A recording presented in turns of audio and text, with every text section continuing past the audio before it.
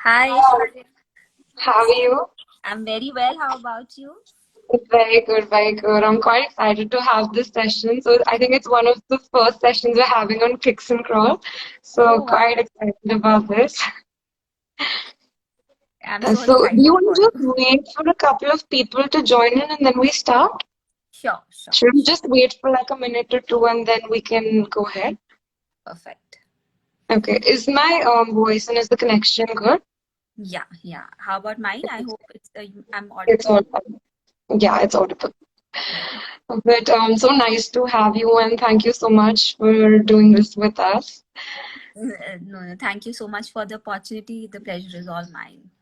Uh, no, really glad. And I'm sure it's going to be a great session because we've prepped a couple of, questions that we got, a lot of common questions that were asked when we posted our stories. So I really hope it's very helpful for all the mothers out there and all our followers.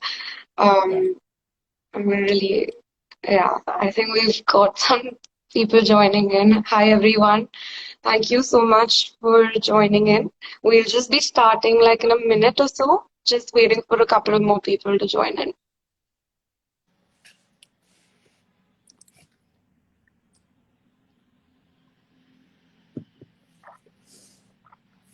Okay. So I think we do have like a couple of people who joined in. So I think let's get started.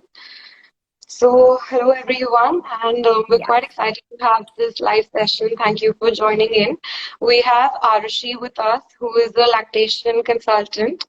So, Arushi, do tell us what kind of drove you into this profession. I know it stems out of a personal experience, but can you just tell everyone what kind of made you get into this, and how's it going for you? Yeah, so I am not from the medical background, and when I delivered, I had a lot of issues related to breastfeeding. The only thing I knew is instinctively that I want to feed my child, but I did not get enough guidance, and it wasn't as natural I thought it will be.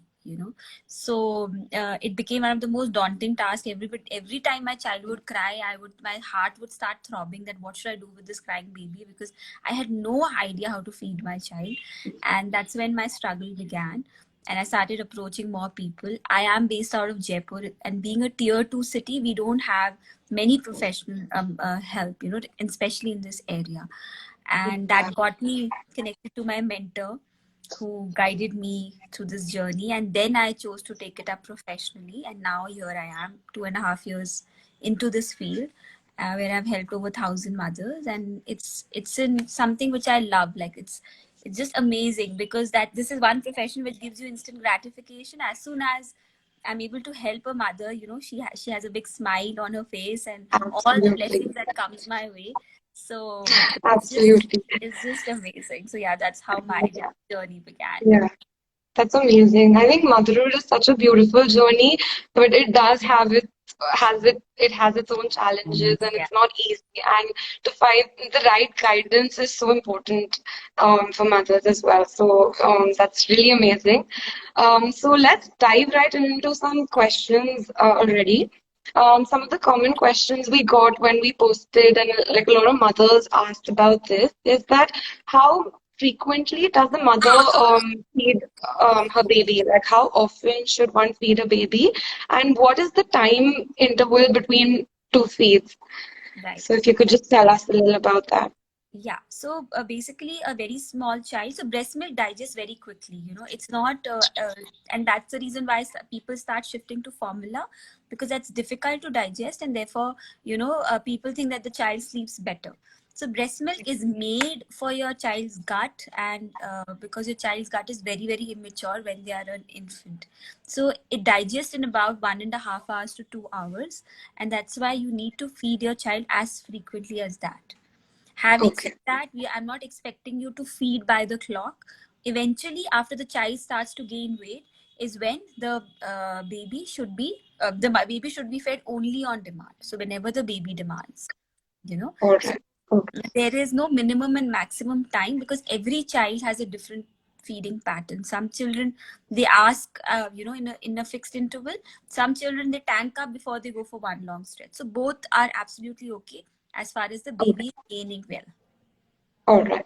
So how exactly does the mother understand that the baby has taken like a full feed? Like in one of the feeds, is the feed enough for the baby? So how does one understand that? Right. So for that, one needs to first see the diaper output. It's the easiest way to know if the baby is, getting enough milk. And the second would be if he's gaining fine. So weight gain is one of the best indicators. But since you can't keep, checking the weight of the child at home, so you must look at the diaper output that the baby is peeing at least 6 to 7 times a day. So Okay. that should give you an idea that okay, he or she is getting enough milk. All right. Okay. So the next question is, a lot of mothers basically face the problem to produce enough milk. Sometimes the milk production or the milk supply is not enough. So what could be the reasons for it, and how does one ensure, like, the milk supply is sufficient? And if in case it's not sufficient, if the mother's not being able to produce enough milk, then what are the alternatives? Like, is there like, the formulas or any other supplements that can be taken? Yeah, yeah. So firstly, one really needs to understand that are you genuinely producing less or do you think that you're producing less? Because when it comes to milk supply, it's the easiest thing for the mothers to blame. So if anything is not going right, they start blaming their milk supply that I'm not producing enough. And Yeah, that's a 90% very of important question to understand that what is like a less supply. yes, yes. So because every mother's body who's lactating can lactate enough for the baby. So there is nothing like either you're lactating or you're not lactating. There is very barely a chance of not lactating enough, because it's all Okay. about demand and supply. So the more you're removing the milk, the body is making the milk. So that's why majorly with most of the cases we call it perceived insufficient milk supply, where the mother thinks that she's not making enough, but actually that's not the case because any other milk you can see in a container, but your breast milk you can't. So you can't gauge, oh, if I am producing enough or not. So for this, every Absolutely. mother should trust their body, that they should have faith that okay, I am producing enough. It's more about the mind game than anything else.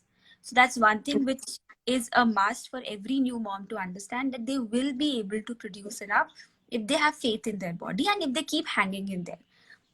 That's one. Second, as you said, that if at all for any reason the mother thinks that still the milk is not sufficient, then either you go for donor's Okay. breast milk, which is the second best option, and third is top feed, the formula which comes in the box. Okay.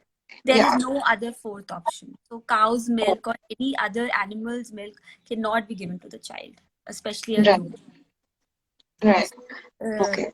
And any specific brands that you suggest for like the formula milk? Any specific trusted brands for the formula milk that you suggest? no, that is something that is prescribed by the pediatrician. The So potato. yeah, Okay. that has to Okay. be taken care of by the doctor, by the baby's doctor. But Okay. more or less all are the same is what I feel. And Okay. and if you compare it with breast milk, it has absolutely no comparison. Oh, So yeah. okay. And normally, how long, for how many months are babies normally kept on breastfeeding? Like as an average? So 6 months is exclusively breastfeeding. These are all Okay. WHO guidelines, and they Okay. expect you to feed for at least 2.5 years of their life. So these are the Oh, guidelines by WHO, but I okay. generally suggest that at least feed for a year and then let Hmm. the mother and child decide. So it's a choice which the mother makes if she wants to feed or not. But as per WHO and the American Academy of Pediatrics, at least 2.5 years is what they say that the mother should feed. Okay. All right. Quite interesting. Okay. So, again, do we have any questions? I'm just going to quickly go through any questions that we have joined in. Okay. So, one of these questions that we got is that normally while breastfeeding, babies face like gas and colic issues. So, why does that happen during the breastfeed, and how do you avoid like these colic issues while taking the breastfeed? So gassy children are naturally gassy because of their immature gut, as I said. So that's not something which is a really cause of worry, you know. Okay. But if the child is being, when we say colicky, again, we need to know if the child is actually colicky or not. So a doctor should be able to tell you if he or she is colicky. It should not, a parent should not decide on their own if the child is colicky. Most of the Okay. time, what the mother eats, it does have an effect on the breast milk. So the mother should be wary of what she's eating because that can affect the child's gut system. Okay. Okay. So we've got a question from Achal. She says that what should one like eat? Like, how can one eat better for better lactation? What should mothers eat for better lactation? Is there any like specific dietary requirements that you should take care of so your milk supply and production is better? So basically, a mother does not need more than additional, like it, she just needs additional 500 calories to be able to produce milk. 500 calories is nothing. It's just like a small snack. It could be an avocado salad or some nuts, you know. So it's not a very big meal. So in terms of dietary requirements, it's not something like that she really needs to eat a lot to be able to lactate well. It just is very incremental that she has to increase her diet in. But what I always tell the mothers is to listen to their body. So if you are tired, you must sleep. If you are thirsty, you must drink water. And if you're hungry, you must eat, you know, Yeah. because it's a natural process. So your body keeps giving you the cues. And a lot of Yeah. mothers, when they don't listen to the body, they overexert themselves. Or there are a lot of myths around water. Don't drink water when you are breastfeeding, you know, especially in our Yeah. culture. So that is what starts to hamper you and your supply. So other Right. than that, our normal Indian food is full of galactagogues. Like it's full of milk boosting foods like cumin seeds, which is jeera, which is very like, you know, which is highly used in our normal Indian food. Then you have fenugreek seeds, which is methi dana, is again very, very good to boost milk supply. Yeah. Soft fennel. So these some seeds and herbs which are very good, which anyway is included in our diet plan. So if you just continue to eat whatever is offered to you and listen to your body, I don't think it should be a problem at all. So I think you've partly even answered one question that we've got from Bharti. She's asking at night, is it okay to give top feed for longer sleep time and rest time for breakfast only? So I think, like you said, that you should listen to your body and then accordingly, give the feed. I think it goes in that direction that you should listen to your body and then accordingly feed your baby. But do you have any Yeah. separate So points for this? yeah, so as I said that generally parents prefer giving top feed so that the baby sleeps better, you know. Mm. But this is, so I always give the example of eating chole bhature and then how do you feel post that? You generally feel lethargic and, you know, and drowsy and you want to sleep. And that's how children feel after they have a top feed. And when you have fruits and salads, you tend to feel hungry much faster, you know. Yeah, So that analogy is a perfect example with like, you know, to differentiate between breast milk and formula. So obviously if you give top feed, the child will definitely feel sleep better, but you obviously know what is better for the child's health. So yeah, that's how you know, one needs to know. So idea is to give them the right information, then it is their call what to decide for the child. absolutely. That's right. Also, just one more question that I'm taking up from the comments that we've got. Will my breast milk reduce if I don't nurse for more time? So if you Yes, reduce yes. nursing hours, so does the supply reduce?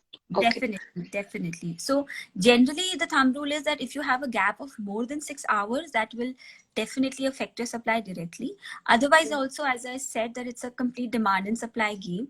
So if there is not enough demand, there's not enough removal of milk, the body will get the message that we don't need enough milk. And that's Right. why it will stop the production. So it's very Oh, important. So you cannot, if you consciously are cutting down on nursing, then it will definitely affect your supply and it's really not recommended. oh. That's quite interesting to know. Also, so when do we normally feed babies just the breast milk, and when can you start, like, giving semi-solid foods and introducing like mashed apple, carrots, etc. to babies? Like, when can you start that? It's post 6 months. So that's why you are expected to exclusively breastfeed for the first 6 months. After completion of 6 months is when solids are introduced. And then it Oh, becomes complementary feeding. So that both breast milk and solids go hand in hand. And oh, then obviously it's the mother's call when she wants to wean her child off. But these are the normal guidelines that you oh. introduce solids after 6 months. Okay. Okay. So guys, we do have a couple of more questions. If you all have more questions, please just drop it in the comment section and we'll answer as many as we can. The next question that we've got from a lot of mothers is latching difficulties. Like they face a lot of difficulties, especially initially while latching the baby. So how can we avoid that? What are the good feeding positions to ensure proper latching? So, I mean, latching in position is a little beyond the scope of, this kind of Okay. interaction. But the basics is that, for all the new moms, make sure that you visit a lactation consultant during your pregnancy so that you learn how to latch and position your child before the baby is given to you. That is, so preparedness is very, very important. And for all the mothers who are having severe latching issues, do consult a professional locally or, wherever you can, because that is very important. That is something which they can only see and correct that what is going wrong. Because with breastfeeding, most of the pain or most of the issues are surrounded around a shallow latch. Yeah. So anyone who's facing an issue, take help. That's the only advice I'll give you, that do not delay it, because that will affect your supply and also your baby's weight gain. So it's a must that it should be corrected as soon as you realize that there's something not right. And the only way to know that something is not right is when there is any sort of pain. So if there is any sort of pain or discomfort while you're breastfeeding, that's a direct indication that something is not right. So either your latch is not right, your position is not right, or something is not right and you need to make correction. Yeah. So coming to the next question, which is kind of linked to this, like while breastfeeding, there's a lot of pain that mothers experience. There is obviously, people have cracked nipples, and sometimes the baby bites while feeding, and you can't take a break from breastfeeding. So how can this process be made simpler for mothers? Like, how can the healing process be made quicker for reducing the pain and to, reduce the cracked nipples and just to Yeah. elevate that a bit. So as soon as you correct the latch, the pain intensity would immediately go down. Oh, As soon as okay. the latch is corrected, the mothers themselves say that, oh, it's not as bad as it was before. So then immediately you see the result. And slowly and steadily, when you keep feeding in the right position, it heals on its own. So the child's saliva is also a very good antibacterial, you know. Okay. So and your milk has very good healing properties. So the combination of both helps in healing the breast very quickly. The problem is that if there is a cut and you haven't made the correction in your latch, so then again and again you're feeding on the wrong position there. So it's like, when we have when we get hurt, and if we don't allow it to heal and we keep rubbing it, it gets worse. Correct. So, Worse, right? so that's why immediately as soon as you correct the latch, you should start to see the difference right away. If for some Okay. reason the pain is so, excruciating that the mother is just unable to feed, then we generally recommend to skip 1 or 2 sessions and start breast pumping, Okay. and then pump and feed so that we give that healing time. But that's Okay. in genuine and very extreme situations, because most of the time with the right latch, we're able to help the mothers with their pain. Okay. So basically, it's latching which causes that extensive pain. Like latching is the Yes. main reason behind it. Oh, quite interesting. Okay. And even like for cracked nipples and all of that, there are these several creams and all available in the market. So is that good? Should those be used? And to what extent? Yeah, so the basic composition is lanolin in it. So it's like hydration. So how we use Okay. Vaseline on chapped lips, when because they Yeah. get dry. Yeah. Similarly, that's exactly how it works on the nipples also. It's just hydration. Because of the dryness, there are cracks and there's wear and tear. So we just apply that so that it heals fast. So don't Okay. overdo them. But yes, if you're using the right one, it should not do any harm. Okay. Okay. One of the questions that we've got is the lip ties which affect a baby's ability to take a feed. So could you just maybe elaborate on that? Like what exactly is the problem and how can we help? I mean, how can it be easier for babies with lip ties to take a Yeah. feed? So the lip tie basically means that the lip is sort of tied to the floor of the mouth. So generally, our lip is very easily movable. Like we can all move it very easily in our mouth. But if it is really clipped to the floor of the mouth, that means the frenulum with which it's very tight. So in layman's language, you are unable to move the lip much. So lip tie, there are different grades of lip ties. Like there are grade one, grade two, depending on what is the intensity, like how tight is the lip tied to the floor. So if it's the tip of the tongue, then the baby can't even protrude it outside the mouth. So basically, Right. that has to be the examination part has to be, so it has to be trusted on a doctor because they tell you that if it's actually a lip tie or not. It definitely Okay. affects breastfeeding. So if any mother is having sore nipples despite doing everything possible, then just the first thing we do is check the baby's oral cavity to see if there's a Right. lip tie, because the movement of the tongue is very important during the breastfeeding process. Like when the baby latches on, it's the movement of the tongue which helps in drawing the milk out. So if the baby is unable to move the tongue, then obviously it will affect Yeah, of course.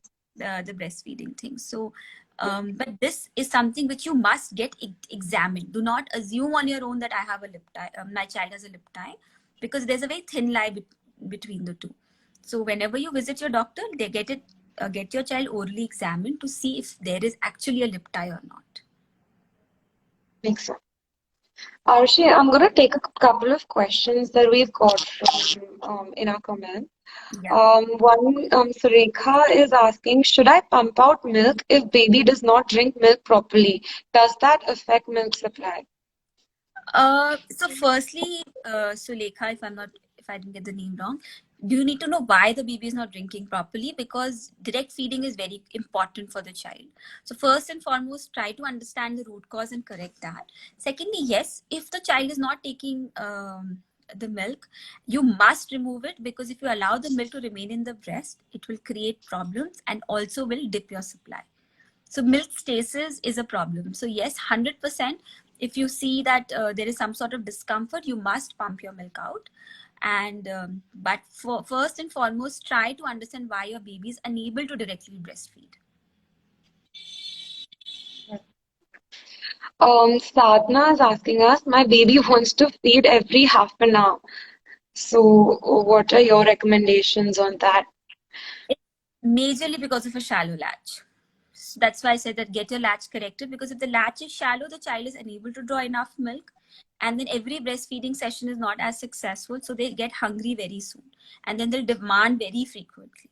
So Sadhana, do get your latch corrected, because mostly that should be the reason why the baby is demanding so frequently. Okay. There's a question from Manisha. She's asking, I'm pumping my breast milk and feeding. Will it be of any problem? So I think we've partly kind of answered this, that if we have gaps in feeding, if too many gaps, so it kind of affects the milk production and the milk supply. So you could just maybe elaborate quickly on this as well. Yeah, you must, but pumping should also be done rightly and correctly. Otherwise, it will lead to a dip. But if it is working for you and your child, then there is really nothing much to worry. Okay. Um, So this is a basic question that we've got. I'm sure a lot of new mothers would have this question. Any suggestions for first-time mommy? Any basic things for a mother and a newborn baby for feeding? Like what are Uh, the basics? Like when you, as a mother, what like feeding is the first thing that you come to doing, and it's kind of it. the things that you've read are very theoretical, and I think when it practically happens, it's very different. So, what are the two, three important points that a new mother should take care when her baby is born, and especially initially? I think after a period of time, a mother automatically understands her body, she understands the baby, and then I think you just get used to the process. But Yes. the initial couple of days, what should one take care of? So I always tell new moms, don't be afraid to ask for help. Yeah, From professionals absolutely. or your family or your friends, because it's like there's a saying in our culture that it takes an entire village to bring up one single child, and that is so true. So wherever you are finding issues or there are roadblocks, don't try to solve it all by yourself. And Google is a complete no, because Google will give you half information, and most of the time the most deadly one. So Absolutely. it's very important that you have the right source of information, whoever you trust in your family. There are a lot of professionals who can help you through this, so ask for help wherever there are issues, because it's but natural for you to get confused and not to understand what's going wrong. And the sooner you ask for help, the it gets easier it gets, because child adapts very quickly. Even if the start was not so good, don't worry, it's not the end. You can restart both your system and the baby's system if you start getting the right information at the right time. So that's why I think that only advice I'll give to every mother is that to remember to ask for help and get the right information, because misinformation is one of the biggest culprits for us to get all anxious and not understanding what is right and what is wrong. Absolutely.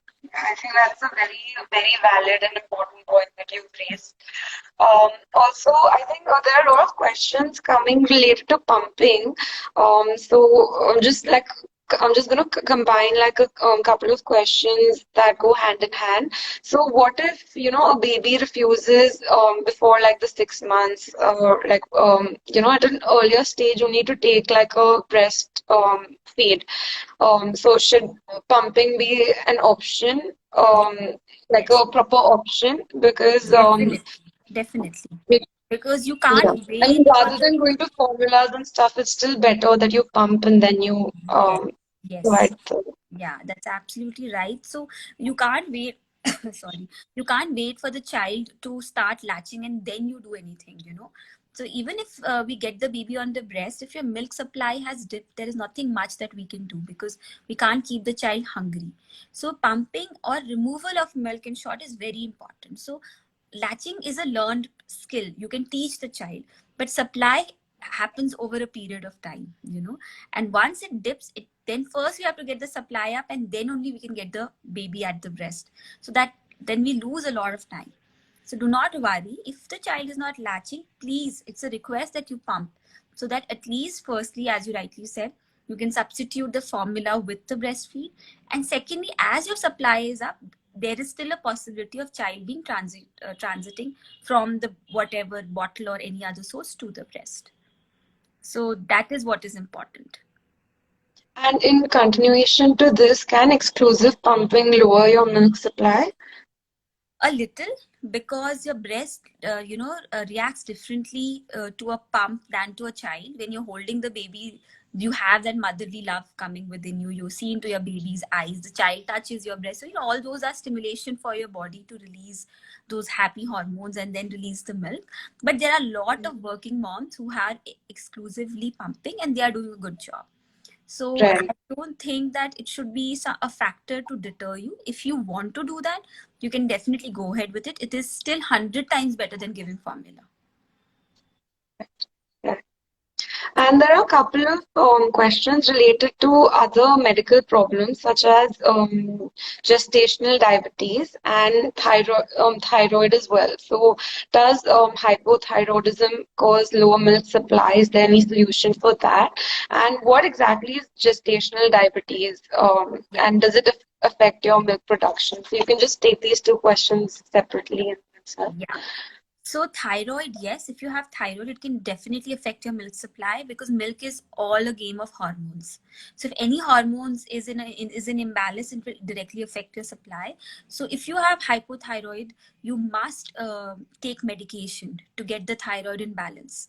So thyroid is generally, it's one test which is done postpartum once you deliver. after some time the blood tests are done to know your thyroid levels.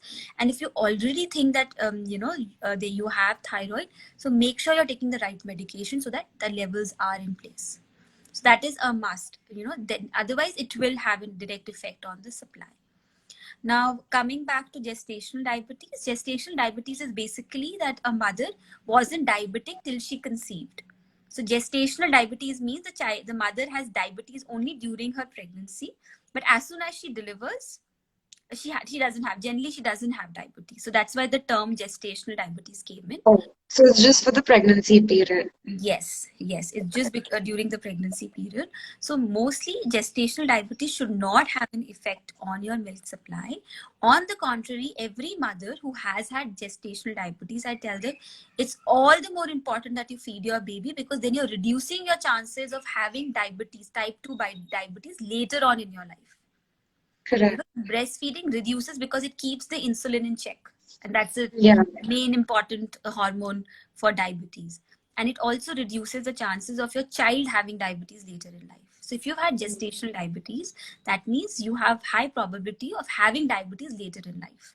So if you're feeding your baby, you're reducing those chances. So it's all the more important that you breastfeed your child for your health as well as your baby's health. Right. That's quite a. But is this common to happen amongst pregnant mothers, or is it just a rare No, case these days it's occasion? become very common. Gestational diabetes have become common because not so very good lifestyles that we are leading. But as I said, that once the child is delivered, mostly the mothers do not have diabetes post that. Their levels are back to normal. So, and sugar levels, I mean, are back to normal. So it's a common thing, but it shouldn't be a cause of worry. All right. Okay. We're getting a couple of questions again regarding the feeding intervals and the sufficiency of the feed. So, just combining one, two questions for you. My baby demands breastfeed every half an hour, and after that, he just spits everything up. So, what can be done about that? As I said, if the frequency is too soon, check your latch, get your latch corrected. Most likely that's the cause. And if he's spitting, again, it's the latch thing, because then they're inhaling a lot of gas molecules, which sort of cause discomfort. And with the gas, they spit out the milk as well. So the mother really should go to someone and get the latch corrected. That should be the first step before we come to any conclusions. So latching is very important, as you said, like it is very important in a lot of ways to get the right feed, to reduce the breast pain, and a lot of other things as well. So, and one more question that we have is when I breastfeed my baby, he just seems to be drinking or just sleeps and doesn't drink much. How can I know that the milk is sufficient for my baby? Again, coming back to the sufficiency, and how do you know that your baby is full, and is he actually taking a proper feed or it's not happening properly? So the diaper output becomes very, very crucial, as I said, to know if the child is feeding enough, one thing. Second, that make sure that, if you feel that the child is sleeping at the breast, then you have to stimulate the child to wake up and feed, because, most of the child, if they're not getting enough milk, they sleep at the breast. So you will have to stimulate the baby to wake up and feed. Otherwise, it's a vicious circle. They sort of shut down their functions to conserve energy. Okay. So these two things should be taken in mind, and then I don't think it should be a problem. Okay. Okay. Does alternative feeding decrease milk supply, or should I feed on both the sides at a time? No. So you must empty one breast before you offer the other. So alternative feeding does not reduce the milk supply. It does good to the baby. So that's a general guideline that we give, that empty one breast before you offer the other. So there is no such rule that you have to offer both breasts or you have to only offer one breast. If the child is satisfied with one breast, it's absolutely okay. If he or she demands more, you can definitely offer the other breast. The only thumb rule is that next time when you feed, you have to swap. So if you had started with right, next time you have to start with left. Okay. Okay. One more question that I'm going to take up is my baby is in nursing strike for 3 months. I'm bottle feeding her. How can I make her back to breast milk, to breastfeeding? So this is So here, definitely, yeah. do a lot of mothers face these issues with bottle feeding and breastfeeding? Like if you're doing one thing, then it's difficult to get them onto the other and vice versa. So, firstly, it's not a nursing strike because nursing strike does not last for 3 months. Nursing strike is basically a child's way of showing that he or she is disappointed with you. Generally, if you've stepped out and left them for too long, so that is what nursing strike is. So, if the child is refusing to rest for 3 months, it's not nursing strike. There is some other underlying reason which we need to understand what, and then that's one. Right. And the second question which you had asked me, sorry, I lost that. Just the part of transitioning from like Yeah. feeding to bottle feeding, or like even vice versa. If you've given your baby the habit of bottle feeding, then bringing them back to breastfeeding. So is that a problem, and how can you resolve that a little bit? So generally the rule is that if you want to breastfeed your child, then you shouldn't offer any artificial nipples till breastfeeding is established. So no pacifiers, no bottles, nothing till 100% breastfeeding is established, which generally take about 40 to 45 days of the child's birth. So if the mothers are being too experimental in the beginning, it leads to confusion for the baby, and then there's Absolutely. a term called nipple confusion. So that's how it is. And a lot of times breastfed children refuses bottle, like they refuse bottles because they instinctively are more intelligent. So bottles do no good to the baby. It's more for our convenience, but if their natural intelligence is good enough, so they will not take the bottle, and there is not much that anybody can do. So I generally say respect the decision, and please breastfeed, because definitely that is so much better than bottle feeding. And what if the baby is just having a hard time to, take a breastfeed and they just refuse to take a breastfeed in the initial stages? So what can one do about that? Should it, should the mother still keep on trying, or what is the alternative or the next step that the mother can take? So obviously you can't keep the child hungry. So the cups are a very good option. And in our thing, there's something called pullery, which is like a little, again, a little traditional vessel with which you can feed the baby. So initial days, definitely as soon as the baby is born, we don't recommend bottles. So you can either do a cup, medicinal cups, which come for nifty cups also, they are called, specially to feed newborns, and or one of these. So you can choose either of these options. There are many other things than the bottles which you can give, but you can't keep the child hungry. So if breastfeeding is not happening, does not mean that you let the child first learn and then you feed the baby. You have to feed the baby. So you can feed through any of these means. But then the mother should keep trying to breastfeed, like Yes. just keep trying so that the baby gets used to it. Yes. So parallelly, while you're feeding the baby, you can offer the breast to the baby. Like, trying does not mean that you hold the baby and push the breast in the baby's mouth and then tell the baby to suck. Of That will course. not happen. But yes, you must offer the breast to the baby and allow the child to learn how to suck on the breast. But mostly the myth is that that generally people think that if the child is hungry, they will take the breast. So that's a myth. So hungry Yeah. and crying babies do no good. Like, they are not in the mood of any experimenting. So Yeah. make sure that the child is fed well, and then you can parallelly work on getting him onto the breast. Okay. Quite nice. I think we've covered a lot of common queries and questions that we've got, and some of them were pretty overlapping, and we've answered, I think, them once or twice.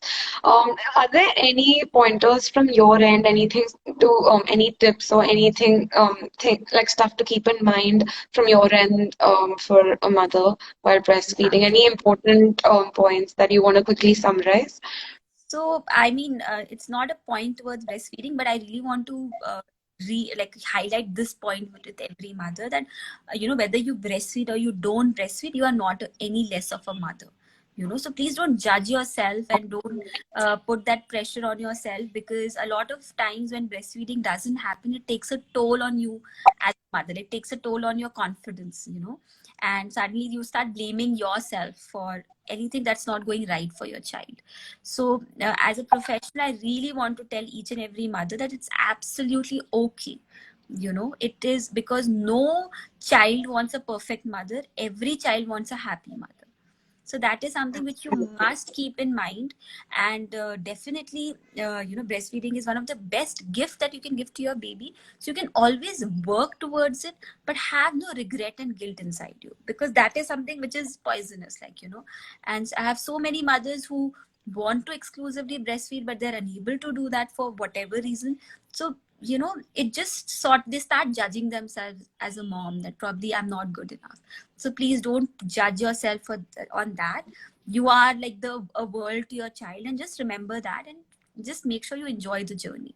That is what's important. Breastfeeding is a byproduct of that. So if you're bonding well with your child, if you're enjoying your motherhood, trust me, breastfeeding will naturally happen to you. It's not the other way around. So it's a byproduct, I always say. And breastfeeding is a process. It's not a result that, okay, just somehow getting the milk in the baby's mouth. So this is what's important. I mean, these are things which I want every mother to remember, because I want that pressure to be off their shoulders. So work towards it diligently, no doubt about it, but don't take it as a war. It's not a battle that we need to win. Absolutely. Like more than the stress, it's just a journey that everyone goes through, and I think it just Yeah. comes naturally to everyone. Yeah. And of course, if there are questions, you all should definitely reach out to experts for getting the right advice and doing the right thing. But yeah, it should be something that's stress-free and enjoyable, though it might not always be easy. But of course, experts like Arushi are there to help you out with their guidance and, make this journey more easy for you. Yeah. Um, I think we've covered a lot of questions. Unfortunately, we're running a little bit short on time.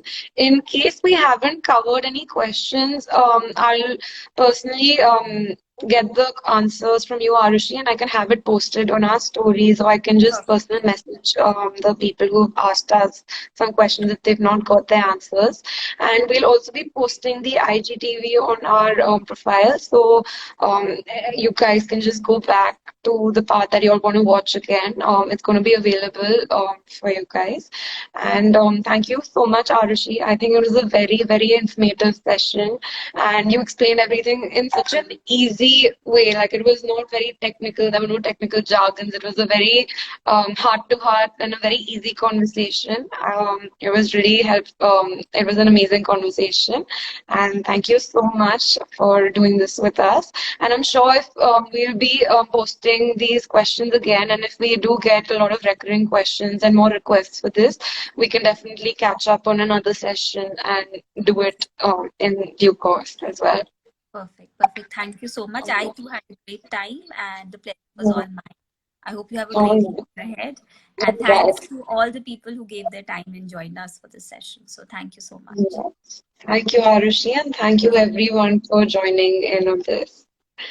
Okay. Bye All right. bye. Bye. Thank you.